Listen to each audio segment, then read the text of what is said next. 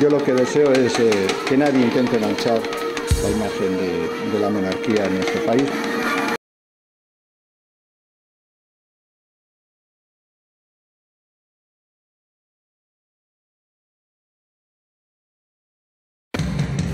Más como imputado, con esto no estoy lanzando ninguna imputación, que como testigo. Darwin, que escribió El origen de las especies, nunca entendió por qué las abejas obreras se sacrificaban por las demás.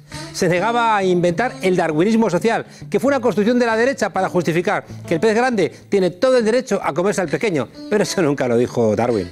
Urdangarín, que viene de ser obrero del balonmano, se ha sacrificado para que lo más cercano a la abeja reina se libre. Una cosa es que entre en la cárcel un zángano cuñado real a que la hermana del rey de la colmena se rodee de mujeres tatuadas y de pie a una película donde los ricos también lloren.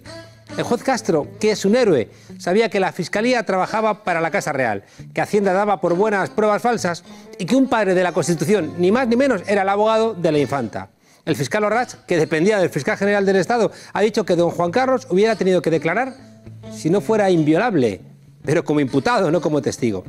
Ya se encargó Rubalcaba de hacer una segunda ley cuando abdicó para que tal cosa no ocurriera. No sé qué tendrán estos socialistas que siempre están restaurando monarquías. El rey Felipe VI ha dicho que la ley es igual para todos, pero su familia ha hecho todo lo posible para evitar que la justicia sea igual para todos. Entre otras cosas, buscándole trabajo a Urdangarín fuera de España, a ver si la cosa se pasaba. Pero España ha cambiado y ya no es posible tapar el sol con un dedo. Algo que ha sido posible en los últimos siglos. Si el Señor le da mucha vida, cosa que deseamos al rey Juan Carlos, igual llegamos a saber y ver cosas que nos sorprenden. De momento hoy el gobierno de Sánchez ha dicho que la lista de la amnistía fiscal igual no hay que hacerla pública. Y en cuestión de horas, Sánchez ha dado por zanjado políticamente el caso de Masín Huerta, aceptándole de inmediato su dimisión.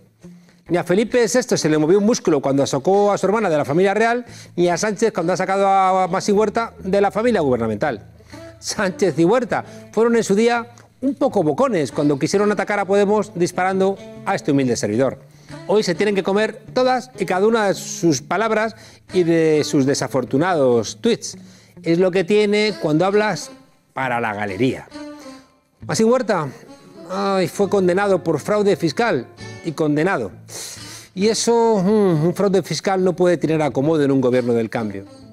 Hay una conclusión y es que los fuegos de artificio es verdad que hacen mucho ruido y encandilan, pero son efímeros.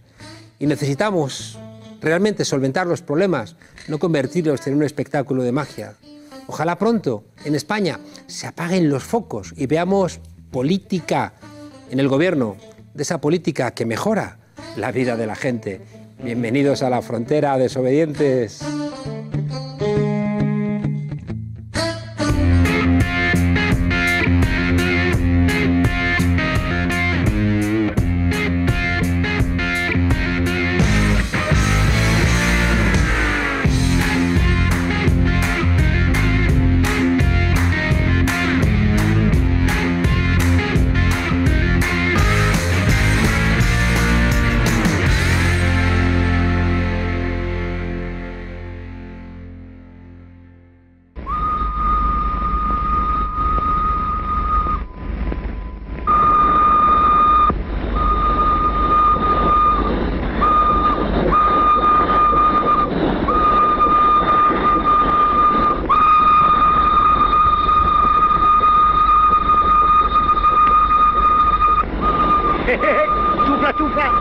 ¿Cómo no te apartes tú?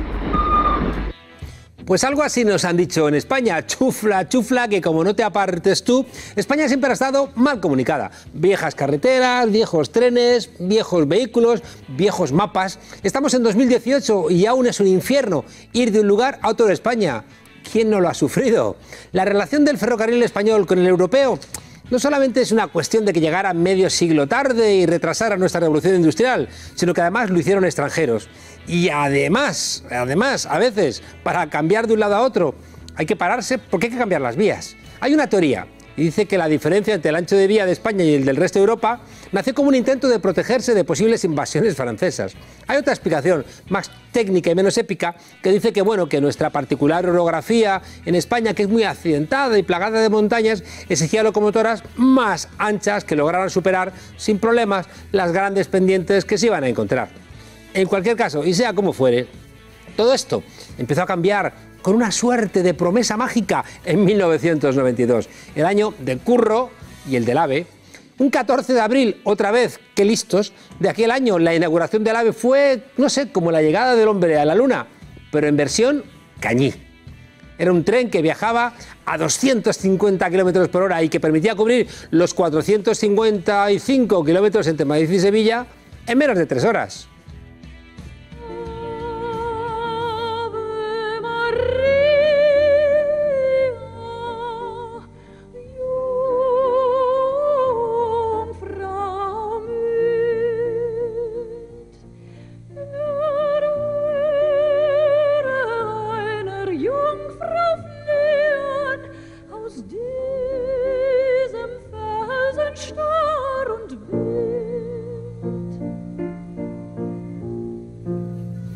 Javier Craig, que era menos de religiones, contó más o menos lo mismo, pero yendo a echar un polvo, y casi, como iba tan rápido, no tenía ni tiempo.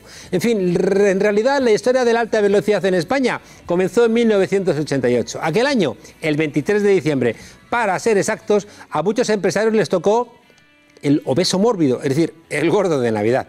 Aquel 23 de diciembre el Consejo de Ministros aprobó un contrato de 513.085.383 milloncejos de las antiguas pesetillas. ¿Y a dónde fueron a parar?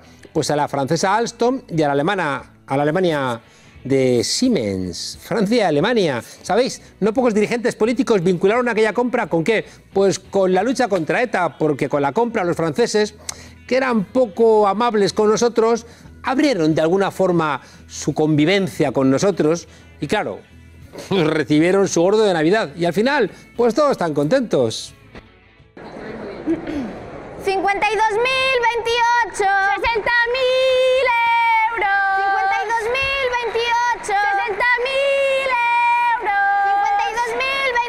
52.028, 60.000 euros. 26 añitos después, a este AVE le han salido espolones. Actualmente la red de alta velocidad en España cuenta con la friolera de 3.200 kilómetros y 47 estaciones en 27 provincias, que cubren el 67% de la población. Para hacerlo posible, se han tenido que invertir más de 51.000 millones de euros de momento, porque en la actualidad hay 1.200 kilómetros en fase de estudio y otros 1.600 kilómetros en construcción. 1.000 euros. 63.779. 1.000 euros. 86.035. 1.000 euros. 50.337. 1.000 euros. Cada kilómetro de AVE es el gordo que le toca a las constructoras y también a los dueños de los terrenos por donde pasa el tren o donde se construye la estación y aledaños. Cada kilómetro, ¿sabéis cuánto cuesta de media? 5 millones de euros. Una cantidad que puede dispararse hasta los 50 millones cuando hay que excavar un túnel o construir un viaducto. Claro, es lógico que el secretario de Estado de Transportes de Estados Unidos, Ray LaHood, en una visita a España en 2009, se sorprendiera de nuestra riqueza. Claro, entre comillas, de los españoles. Porque es difícil de entender que un país que no tiene para sanidad ni para educación sea la segunda potencia mundial en número de kilómetros de alta velocidad ferroviaria, donde solo nos gana China. Pero ¿quién se está forrando? Porque lo más sangrante es que a pesar de esa inversión estamos en el furgón de cola en cuanto a su utilización. Renfe transporta una media de 15 viajeros por cada kilómetro de AVE. 15 viajeros por cada kilómetro de AVE, muy por debajo de los 50 viajeros de Francia o los 83 de Alemania o los 167 de Japón. ¿Quién se está forrando con el AVE? Llegados a este punto es cuando surge la pregunta del millón. ¿El AVE es un tren de progreso o es un tren de despilfarro?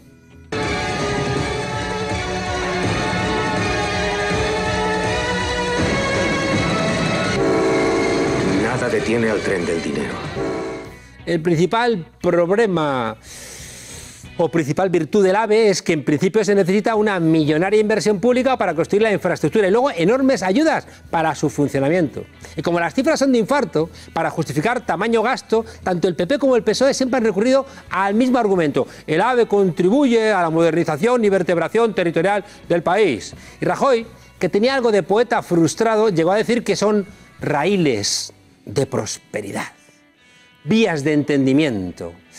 Y el bipartidismo siempre ha sabido que, aunque no sea rentable, se consiguen muchos votos con el AVE. Claro, porque todo el mundo de repente quería que el AVE pasara por su puerta, que era una señal de progreso, vamos, que pasa el AVE por tu puerta y se te han terminado todos los problemas. Es como cuando te compras un móvil de última generación y parece que te va a llamar todo el mundo, que no, que os están engañando. Y claro, y por eso esas maratones de inauguraciones cuando se acercan las elecciones.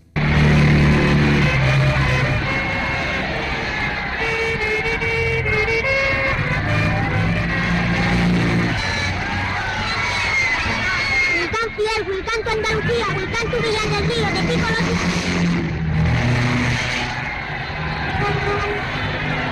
Más allá de la broma, a mí me parte el alma ver que seguimos comportándonos de manera parecida. Año de elecciones, año de construcciones, las tijeras pasan de recortar derechos sociales a cortar cintas de inauguración, a veces hasta 2 o 3 veces la misma. Todo vale por conseguir un voto y el AVE, claro, tiene que llegar a todos los votantes. Aunque tengan que partir por la mitad ciudades como Murcia, donde se niegan al soterramiento aunque esté aprobado. También pueden dejar sin comunicación barrios como el de La Pilarica, en Valladolid, y a los abuelos que protestan, ley mordaza. Aunque claro, por las prisas luego inauguran sucedáneos, como el de Castellón. Aunque las estaciones estén a kilómetros de la ciudad, como en Segovia o en Cuenca, cualquier despilfarro vale por conseguir un maldito voto.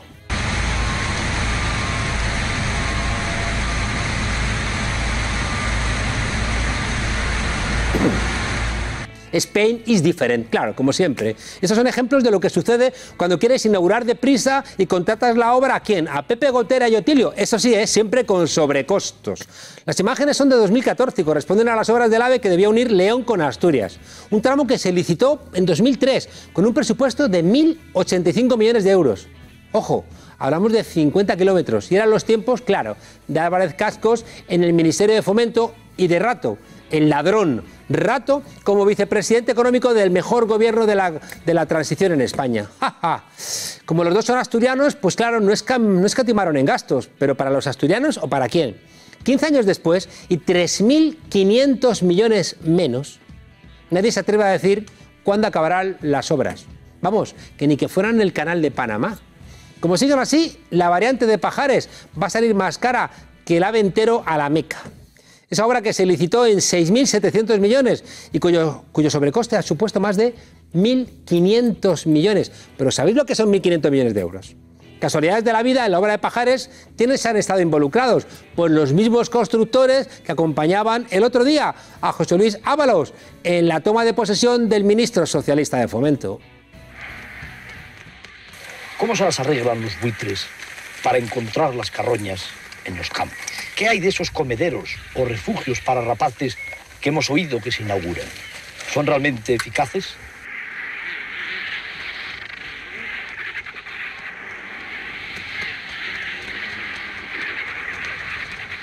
Estas rapaces huelen siempre. Ay, el dinero y la carroña. Eso es lo que pasa, que cuando mueves tanto dinero, pues eso, que estos animales acuden como moscas a la miel. Todos quieren su partecita del pastel, que hay de lo mío, un papelito por aquí, un papelito por allá, como pasó en Sagrera. En aquellas obras del AVE a Barcelona hubo incrementos de hasta el 230% del presupuesto inicial. ¿Sabéis por qué? ¿Para qué? Pues muy sencillo, para pagar safaris, vino, coches y viajes de lujo, ¿a quién? A directivos y a constructores. Sí, pero aún no me han pagado. Ahora aflojen ustedes la mosca, que en latín quiere decir la pasta. ¿Qué pasa con los 10.000? Este cocodrilo está en ayunas hace meses. ¿De qué está usted hablando?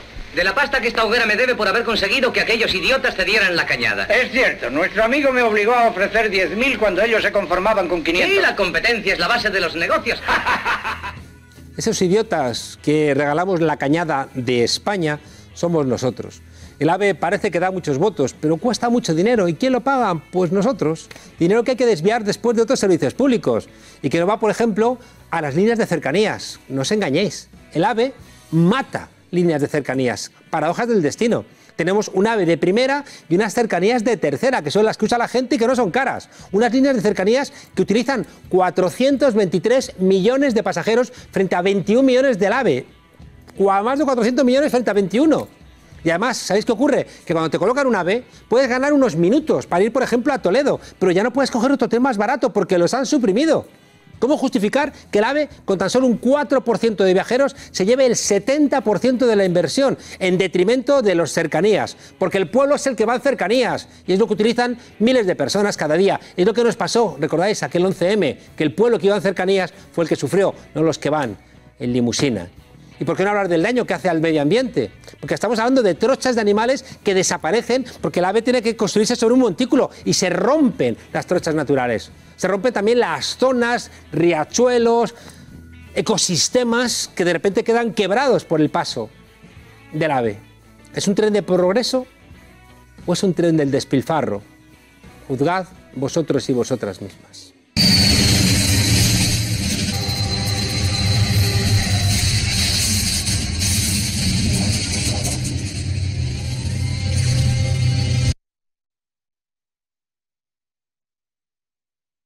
Te entrego la taza de la tuerca, Juan Carlos. Ya sabes que hay que cogerla con la mano izquierda y mirar a esa cámara para brindar por lo que tú quieras. Te iba a traer un libro. ¿Y no me lo has traído al final? Pero se me ha olvidado. Bueno, habrá tiempo. Mira que quedamos para cenar y me lo das. Lo vamos a hacer, sí. Brinda, cabrón. Una brinda. Que llevamos hora y pico.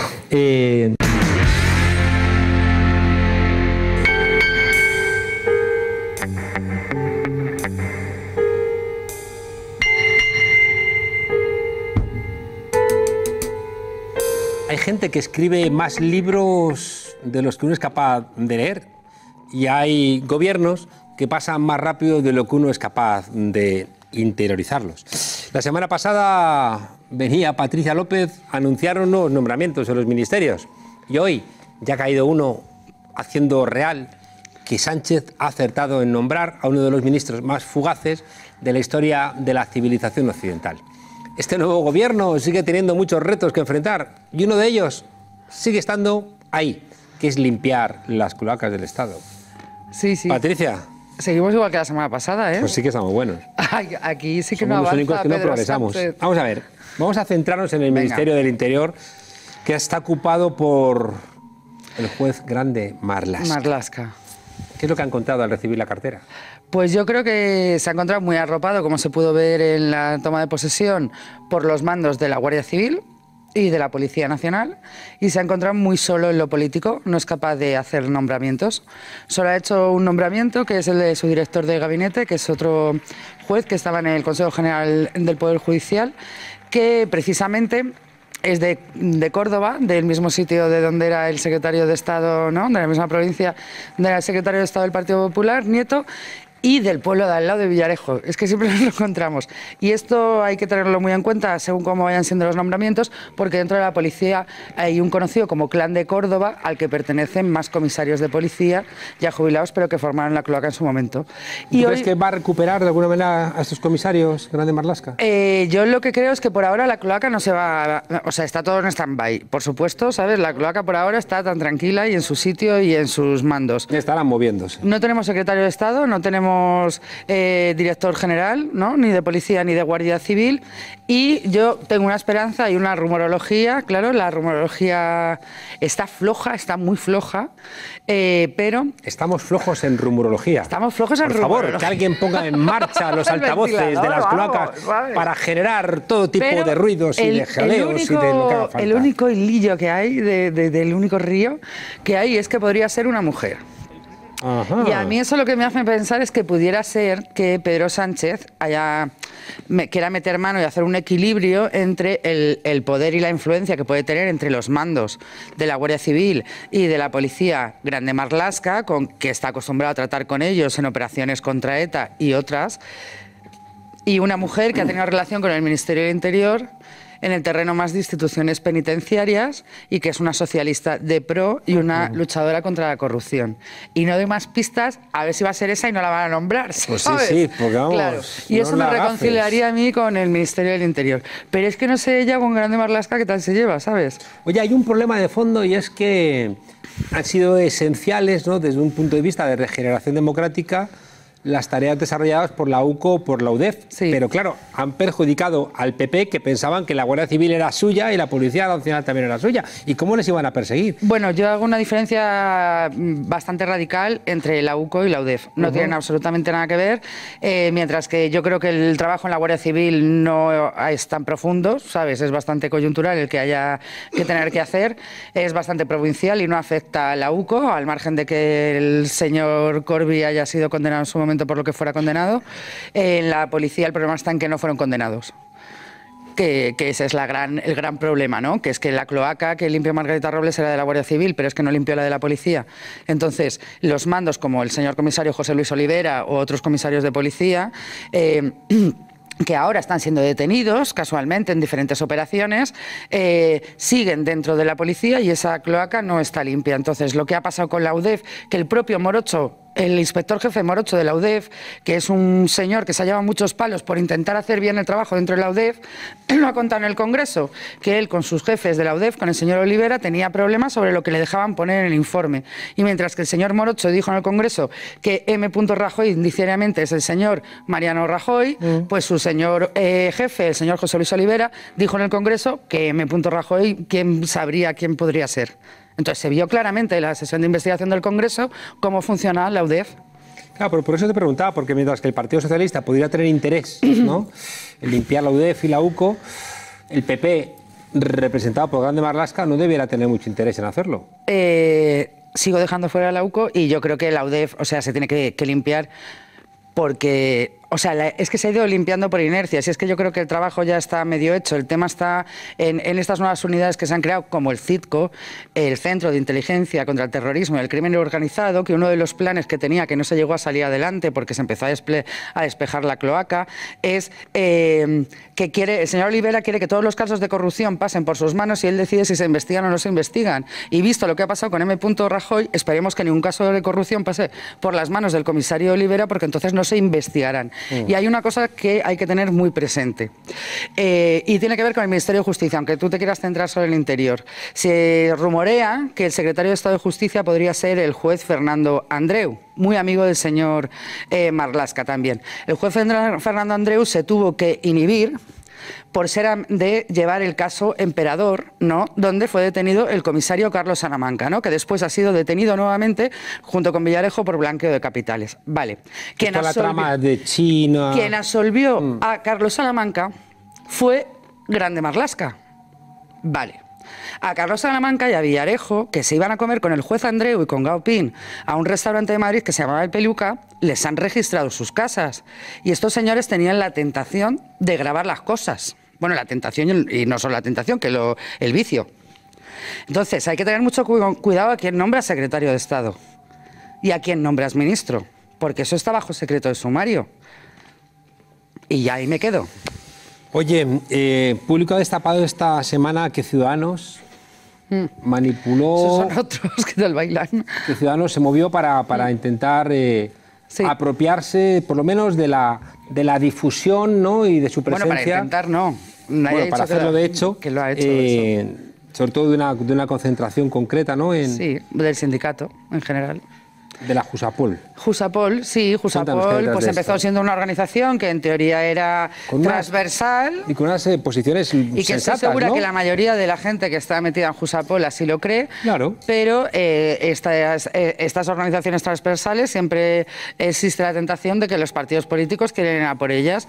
Y está claro que en una manifestación que está utilizando unos medios que no has utilizado nunca, que están las facturas que demuestran que no coincide lo recaudado con lo pagado en facturas, no se sabe de dónde salió esa diferencia de dinero, que hay un Zeppelin volando por encima de las cabezas de Albert Rivera, de Inés Arrimadas, de Saber Albiol. Porque la manifestación fue en Barcelona. Sí, de los abogados Miguel Durán, José María Fuster Fabra, que es que son siempre las mismas personas, las que aparecen siempre en los mismos sitios, del mismo entorno, pues entonces, y cuando son los propios miembros de Jusapol los que la crearon, los que se están yendo de allí, claro, porque les han dado un golpe de mando, pues bueno, pues que se podrán quejar. O sea, lo que está claro es que ningún sindicato de policía, ninguno de los asistentes a la manifestación de Jusapol, la mayoría de los afiliados de Jusapol, lo único que han hecho a lo largo del día de ayer es aportarnos más pruebas y darnos la enhorabuena. Las únicas personas que han salido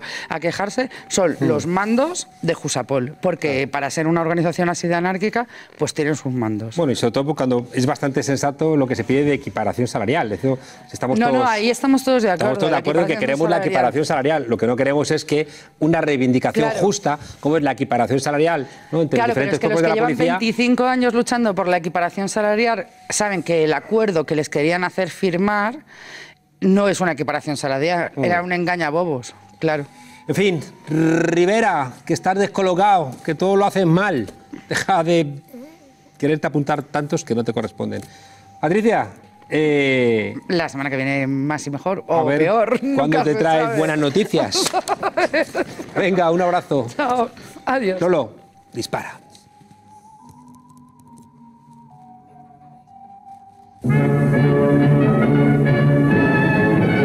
Canto francamente bien. ¿Y sabe usted por qué? Porque me apetece cantar.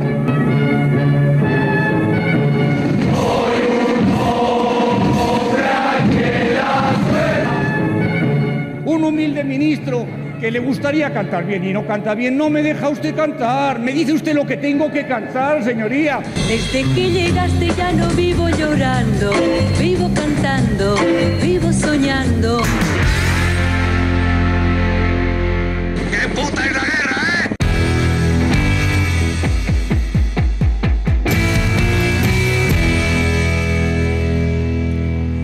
Dicen que los mejores fuegos artificiales están en el infierno. Y había máximas expectativas con la formación del nuevo gobierno de Pedro Sánchez. Y nuestro corresponsal ahí abajo, pues había depositado las máximas esperanzas viendo ese juego de luces y azufre que se había desarrollado. Pero al final, Máximo Pradera, al ver el desastre de Masín Huertas, ¿ha tirado la toalla acaso, Máximo? De mi tocayo, sí. Por fin hemos conseguido, querido Juan Carlos, que se vayan en menos de 24 horas. Ahora falta que se vayan 6 por días. Las razones adecuadas, no por las razones 6 días. Un ministro, es como poquito, ¿no? No lo sé, pero no me ha gustado su despedida. Me ha recordado un poco a cuando su jefa Ana Rosa dijo lo de no, ha sido la informática, ha sido la informática. Ya, ahora estoy diciendo, no, ha sido la jauría que me persigue, la señorita me tiene manía. No. No te metas con mi amiga Ana Rosa. Has hecho las cosas muy mal. No te lo consiento. Mira, yo ya puse el grito en el cielo cuando le nombraron hace unos días, ya era el bicho raro, ¿no?, que ahora encima daba problemas, pues es evidente que no lo queremos en nuestra fiesta. Pero ya puse el grito en el cielo porque Maxim es lo que se conoce en lenguaje coloquial como una petarda, que no es nada homófobo. Alaskan, por ejemplo, me dijo una vez en Lo Más Plus que yo era una petarda, así que no implica homofobia. Petarda es un epiceno, es un nombre que, aunque termina en A, designa los dos sexos y que viene a ser... petarda es uno que le gusta ser el perejil de todas las salsas, y ya hemos visto en 3 días pues a Maxim en la Feria del Libro, en Roland Garros, en fin, ya estaba empezando a ser el anfitrión ese de sonrisa encantadora con pinta de modelo de Emilio Tucci, como su jefe Pedro Sánchez. Bueno, su jefe es Hermenegildo Ceña, él es Emilio Tucci. Es decir, una persona, es cierto, capaz de hacerte sentirte cómodo en cualquier reunión social, sea Rafa Nadal o Sánchez Perlosio, pero que en el fondo queremos eso, queremos que la cultura sea eso, una pura fiesta, una continua fiesta, un oropel vacuo, que dirían, pues yo creo que no. Más bien, hemos visto una foto donde estaba el seleccionador de la Roja, estaba el rey Felipe VI y estaba Masín Huerta, ya han caído 2. Sí, parece aquella película de Solo puede quedar uno, Los Inmortales, sí. Oye, aquella con Christopher Lambert. ¿Y qué pronósticos hacemos? Pues mira, me gusta el perfil del hombre que han nombrado, José Guirao. Yo me contrató una vez para la Casa Encendida para dar una charla sobre, un seminario sobre televisión. Es un hombre por lo menos que Es que ¿sabes qué pasa? Que si nombran a alguien ministro de algo y ese hombre o esa mujer ves que no ha reflexionado nunca en voz alta ni por escrito sobre el campo sobre el que tiene que trabajar, como era el caso de Maxim, ¿tú le conocías alguna reflexión sobre lo que tiene que ser la cultura o yo qué sé, alguna referencia a aquella cosa tan bonita que decía Juan de Mairena de Escuela Popular de Sabiduría Superior, que es lo que creo que tiene que ser la cultura, ¿sabes? ¿Dónde estaba el oyente? Lo que decía Ferlosio, un elitismo barato, que me encanta esa definición de lo que tiene que ser la cultura. Pues este no, este era había una cosa también un poco cateta, si me lo permites, Juan Carlos, de Pedro Sánchez, que es un ágrafo total, una persona que no ha escrito un libro en su vida, ni nada, yo creo que no escribe, habla. Es doctor. Es doctor. Tiene una tesis. Sí, pues habrá que verla, pero en fin, que no es un... No es yo no le considero un intelectual. A Pedro Sánchez le considero pues un político, pero no es un intelectual, no es una persona que reflexiona con hondura sobre la condición humana, que diría Malraux. Entonces, puede haberse producido un cierto deslumbramiento por el hecho de que Maxim escriba libros. ¿Sabes? Pero es que a mí me enseñó mi padre que el libro es un producto híbrido. Mi padre, que cofundó Alianza Editorial, me decía, es un producto híbrido porque es una mezcla del libro entre el bien cultural y la mercancía. Y yo, por lo poco que he leído de Huerta, que he leído poco, pero algo he leído, me inclino a pensar que los libros que escribía y que sigue escribiendo son pura mercancía, o sea, no tienen el más mínimo interés cultural. Entonces, que alguien se deje deslumbrar porque un señor ha escrito 4 libros y no ha tenido ninguna reflexión en voz alta sobre lo que es la cultura, que ha dicho 4 veces hoy que la ama, solo le ha faltado decir, ya que se ha procesado, je suis la culture. Ya. En fin, pues... Hay un poco la sensación, Máximo, de que ha habido demasiado fuego de artificio en este gobierno, ¿no? Como que ha pesado demasiado convertirlo todo en una suerte de Circo del Sol, donde estemos todo el rato diciendo ¡oh! ¡ah! ¡y! No estoy de acuerdo. Ha habido ciertas concesiones, yo creo que ha habido una influencia nefasta por parte de ese personaje increíble, grotesco, que es el jefe de gabinete. ¿Por qué lo llamas grotesco, Iván Redondo?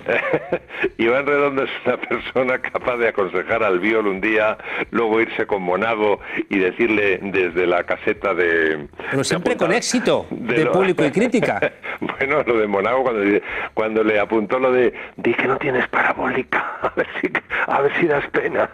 Yo no tengo parabólica. Ese fue Iván Redondo, ¿no? Entonces, Iván Redondo yo creo que ha intervenido de forma nefasta en parte de los nombramientos, porque hay otros que están muy bien. La fiscal Redondo es cojonuda, Montón es cojonuda, en fin, hay personas ahí de mucha solvencia. La fiscal general del Estado que han nombrado es de la Unión Progresista de Fiscales, Segarra, y es cojonuda, en fin. No es todo circo. Bueno. Pero Máximo... esto sí era evidentemente una concesión, era una especie de concesión de cuota rosa que nadie le ha exigido, ¿sabes? Porque así como la exigencia de que haya mujeres sí está presente en la sociedad, pero nadie ha dicho, oye, tiene que haber 2 gays. No, nadie se lo ha dicho. Bueno, Máximo, citas últimamente mucho a tu padre, ha regresado Sol Gallego al país, Joaquín Estefanía. Esto es un poco de revival, pero de eso vamos a hablar la semana que viene. Venga, encantado, me encanta hablar del país. Venga, un abrazo. Un abrazo. Cuidado con el infierno, que está calentito. Lolo, sácanos de aquí.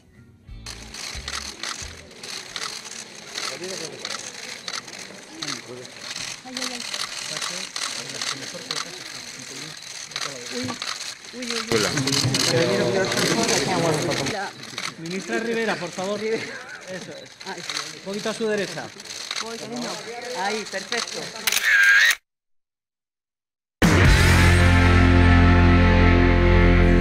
Pues parece que hay consenso en algo, que todo lo que tiene que ver con la SGAE suena mal. Esta sociedad privada de autores que debería funcionar como protectora de los derechos de sus socios, derechos de gente que no vive tan bien como a veces parece, pero resulta que después esconde pues muchas diversas tramas con prácticas poco decorosas que además se acompañan con comportamientos, que a la gente que discurre peluquerías, bares y fiestas, pues no le hace mucha gracia. Los últimos casos destapados tienen que ver con falsos creadores musicales y negocios, vaya por Dios, con la televisión. Hoy vamos a conocer más sobre este entramado con dos personas que tienen la firme voluntad de limpiar en algo que me consta que han intentado limpiar, pero ha faltado lejía y espátula. Tenemos hoy al dramaturgo Fermín Cabal y al guionista Antonio Onetti. Muy buenas noches a ambos. Bueno. Fermín, tú formaste parte de la directiva de la SGAE. ¿Qué viste? En las elecciones del 2012, después de la caída de Teddy Bautista, hubo un movimiento, yo creo que masivo, para intentar reconducir la SGAE en una dirección que rompiera con esas inercias del pasado, y a mí me nombraron vicepresidente. Antonio fue responsable de la fundación, es autor, se llamaba entonces, la Fundación SGAE actualmente, y los dos contribuimos en la Junta Directiva a luchar por ese proyecto que desgraciadamente pues, se ha visto interrumpido también, seguramente por muchas equivocaciones nuestras. Estoy convencido que hemos metido la pata en muchas cosas y que creo que ahora mismo es el momento de rectificar en profundidad, y creo que la situación actual propicia que de verdad haya de nuevo un movimiento masivo de socios en pro de esa especie de... O sea, ¿tú confías en que se puede cambiar desde dentro? Yo estoy convencido de que solo se puede cambiar desde dentro y de que ese es nuestro objetivo y nuestra tarea en estos momentos. Antonio, hay una cosa que la verdad es que llevamos años hablando de ella, nos lo explican, y siempre que me lo han explicado con enorme escándalo, pero parece que no somos capaces de frenarlo. Estamos hablando de la rueda, ¿no? Con la que algunos han hecho grandes negocios. Explicad a los telespectadores qué es eso de la rueda, Antonio. A ver, las televisiones pagan derechos de autor por la música y los audiovisuales que se emiten.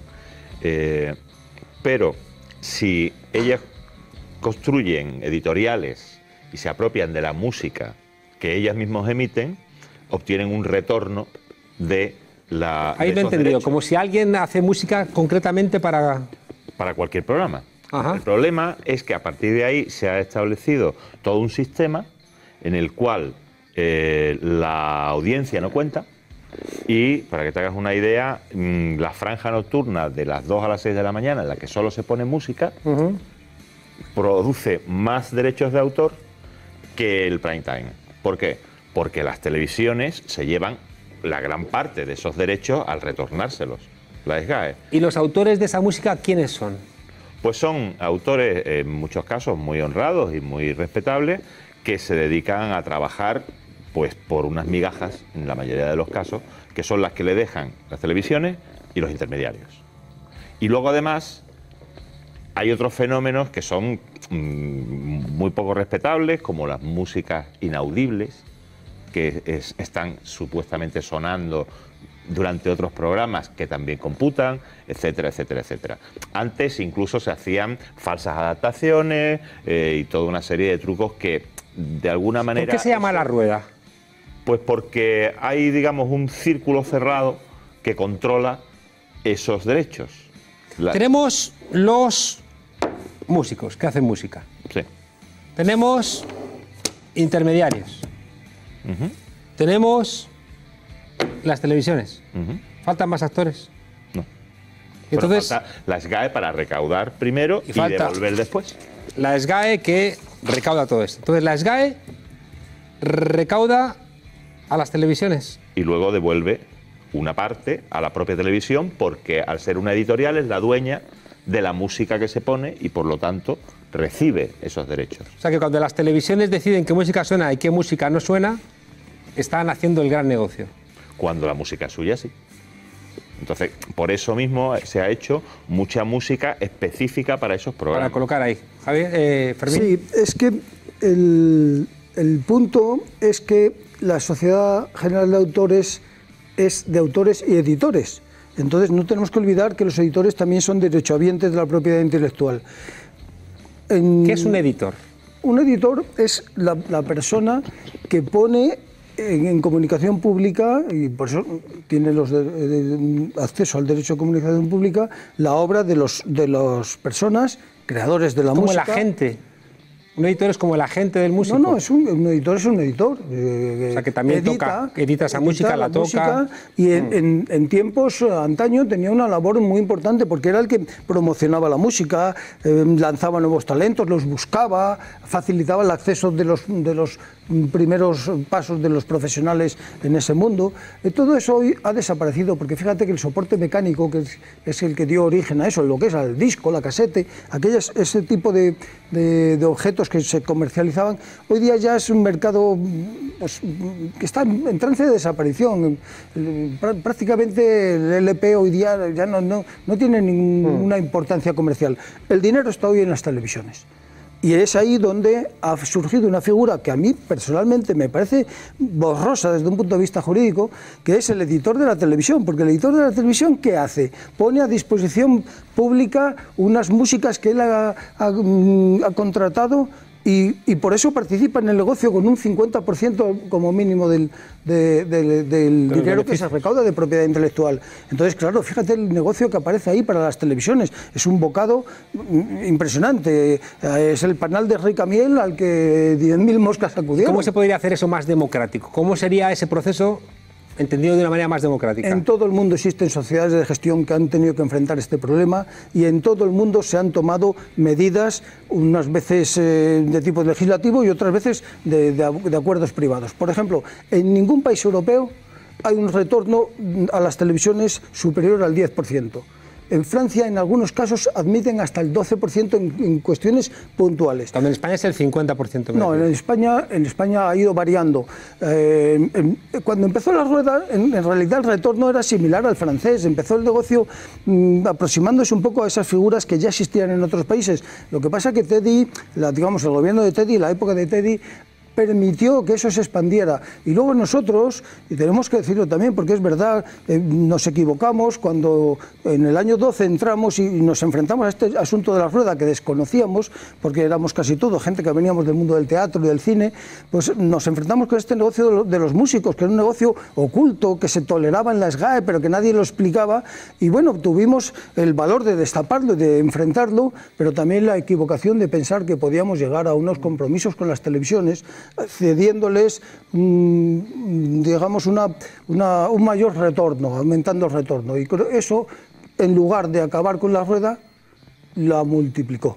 Porque ¿cómo se podría el retorno aumentó el negocio? Te repito la pregunta, ¿cómo se podría hacer esto más democrático? ¿Cómo se podría parar lo que tenga de fraude todo esto? La Organización Mundial de la Propiedad Intelectual, la OMPI, que España forma parte porque ha suscrito los convenios de Berna sobre propiedad intelectual, ha hecho un informe sobre la situación de la rueda en España y ha aconsejado una serie de medidas. Y la Junta Directiva vigente, la que está ahora, en un momento dado de mucha presión social, donde el juez Ismael Moreno, creo que se llama, el juez instructor, ya se acudió a intervenir en este asunto, porque es un asunto que está en los tribunales, está en fase de instrucción. Bueno, en ese momento donde la gente de la rueda estaba presionada, aceptaron que la Organización Mundial de la Propiedad Intelectual hiciera un arbitraje. Y aceptaron que las conclusiones de ese arbitraje se iban a votar. Pero te repito, ¿pero en qué se traduciría eso? ¿En qué más autores? En una limitación de la participación, de los porcentajes de participación de la música en el monto total de la tarifa. Quiere decir, ahora mismo la música nocturna, según el laudo de la OMPI, no puede pasar del 20% y la OMPI recomienda que sea del 15%. Y el 15% es lo que aprobó la Junta Directiva. Bueno, pues bien, la rueda, cuando pasó ese momento donde estaban a la defensiva, ha contraatacado. ¿Y qué han hecho? No solamente, en un primer momento subieron la participación al 20% de la franja nocturna, pero es que ahora la han eliminado. Ahora han quitado el laudo de la OMPI, ya no les vale a estos señores. Esta mañana el Ministerio de Cultura, y es algo que hay que decir porque es importantísimo, le ha advertido a las SGAE que el reparto de junio del semestre que está en curso se tiene que hacer de acuerdo con el laudo de la OMPI. ¿Y sabes lo que ha ocurrido? Que ya la SGAE ha hecho un comunicado diciendo que se va a hacer el reparto sin el laudo de la OMPI. El 21, nos queda un minuto, tenéis una decisión para cambiar estatutos. Antonio, ¿qué os jugáis este jueves que viene? Nos jugamos un modelo de sociedad en la que lo que se está proponiendo es una sociedad absolutamente presidencialista, donde, digamos, que lo político mande sobre todo lo demás y, por tanto, pueda decidir de una manera mucho más arbitraria a dónde va el dinero, porque SGAE recauda y reparte. La clave está en cómo se reparte. O una sociedad mucho más profesional, donde se rebaje el peso político y donde podamos tener unos profesionales que de verdad defiendan nuestros derechos por encima de intereses particulares. ¿Qué pueden hacer los afiliados a la SGAE este jueves para apoyar? No a todo lo que se le presenta. Es este jueves, vuestro llamamiento es votar que no a esto que sería de alguna manera mantener este comportamiento elitista y que no beneficia al conjunto de los No a la gestión autores. que se está desarrollando por parte del presidente, no a las cuentas que se nos están presentando y no a la propuesta de estatutos que van a llevarnos a una sociedad absolutamente presidencialista. Bueno, Fermín, Antonio, muchísimas gracias y le decimos a todos los músicos y artistas y autores de este país que si el jueves tenéis la oportunidad de salir de una SGAE que siempre nos remite a lo peor que tiene que ver con la cultura en nuestro país, hagáis vuestra parte y votéis en contra de los que quieren perpetuar esto. Muchas gracias a los dos por estar aquí y a vosotros, desobedientes. Os espero mañana con un nuevo ministro aquí en La Frontera a las 9:15. Hasta mañana, desobedientes.